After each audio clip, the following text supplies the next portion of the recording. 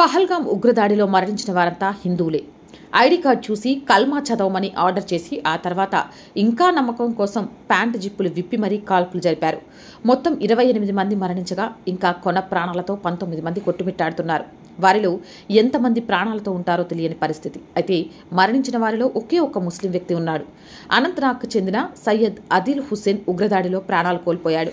అయితే వచ్చిన ముష్కరులు హిందువులనే టార్గెట్ చేసి పాయింట్ బ్లాంక్ రేంజ్లో గన్స్ పెట్టి కాల్చి చంపారు.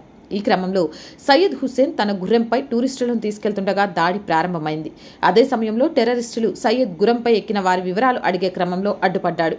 ఓ టెర్రరిస్ట్ నుంచి గన్ను కూడా లాగే ప్రయత్నం చేశాడు. దీంతో సయ్యద్ను కూడా దుండగులు కాల్చి చంపారు. వాస్తవానికి ఉగ్రవాదుల దాడి ప్రణాళికలో సయ్యద్ హుస్సేన్ను కానీ ఇతర ముస్లింలను కానీ చంపడం లేదు.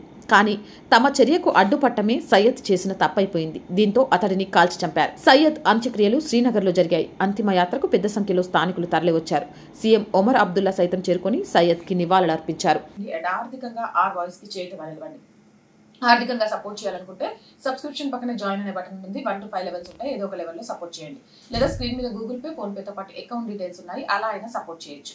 వ్యాపార ప్రకటనల కోసం అలాగే ప్రజా సమస్యలు తెలియజేయడానికి 8328500576 నెంబర్ని సంప్రదించండి. జై హింద్, జై భారత్.